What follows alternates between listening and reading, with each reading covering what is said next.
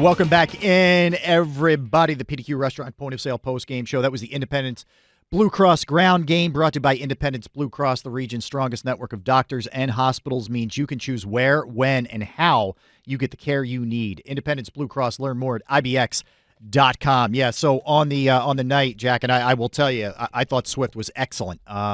20 carries, 92 yards, 4.6 yards per carry, and that touchdown. He was big for them when they really needed it after the Giants made that run, went on that 15-0 unanswered. He was the guy they leaned on pretty heavily there to the tune of 20 carries, and I thought played very well. If I'm looking at guys who I give some props to tonight, he's absolutely one of them. Yeah, definitely. And it was nice they leaned on him. You know, it was late in the game. We were looking for one of those kind of game-sealing type drives, and they just said, all right, DeAndre, you got us, which is good. He stayed in bounds on that one run. Great football IQ play. Well, especially because in the first half I had to watch the quarterback, stay in bounds without any timeouts. That's 3 points. That's a big difference. Especially in this game, yeah. Yep. Totally. So I thought that was really smart about DeAndre Swift, and it was very, very early season DeAndre, where it was tough running forward, and I was just happy. I was happy he finally got in the end zone, because if I was a running back on this team and I had to watch the tush push over and over again on the 1 yard line, I think I'd be a little frustrated. But still, every time he kind of gets in the open field, you just squint and you see Shady. Yeah. And, I hope that as we go down the stretch run here, I thought Gainwell was all right. Yeah, he was good.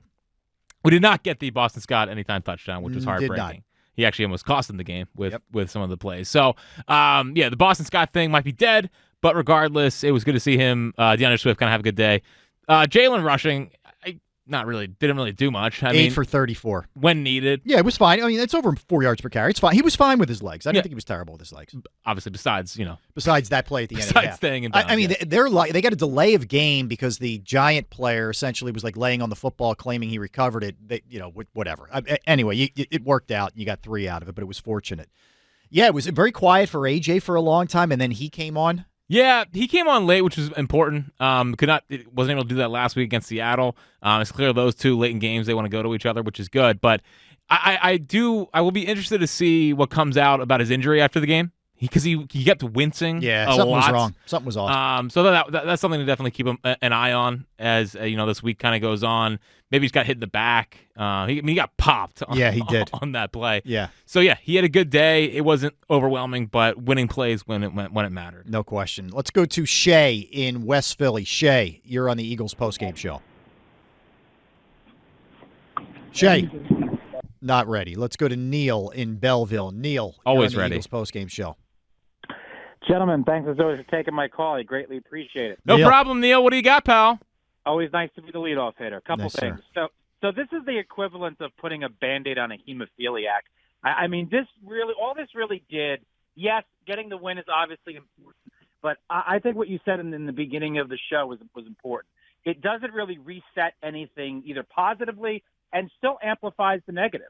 I mean, look at the end of this game. It was a perfect snapshot. I mean, we lead on DeAndre Swift. We have a great drive in the fourth quarter, to put us ahead. And then our defense, I mean, you let Tyrod Taylor throw, when he always throws one bomb a year for a completion, to Darius Slayton, and they're right back in the game. And what separates this team from last year's team, simply put, is they don't close. Nope. They don't finish. Nope. There's never that moment in the game where you just know that the game is over because our offensive line is going to dominate. We're going to make that big pass.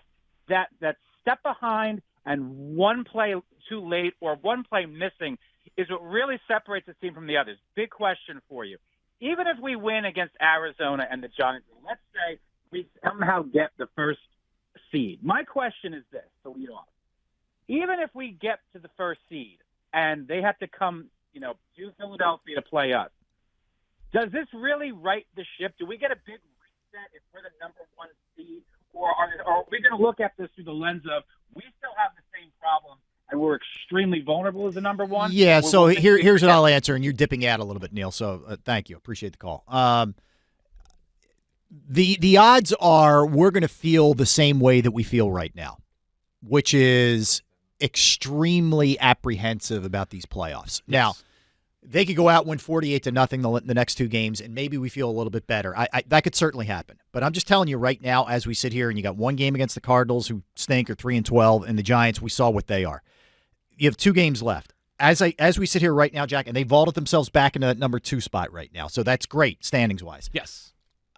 Am I going to sit here, even in a first-round game, saying that I feel confident with this team? No. Well, the answer's no. And I definitely would much rather have the 2 seed than the 3 seed, because the 3 seed probably means the Rams are coming here. Correct. And having McVay and I don't want any parts of the Rams. with the way Stafford's playing right now. Give me Seattle. Give me Seattle, whoever's the 7th seed over that. Yes. So getting the 2 Seattle seed is right now. is just is just massive at this point. But yeah, I just it's been if it was more of one of those 2017 fluky games towards the end where you can give them the benefit of the doubt, that could be fine. I just don't know why you would give this team this year the benefit of the doubt.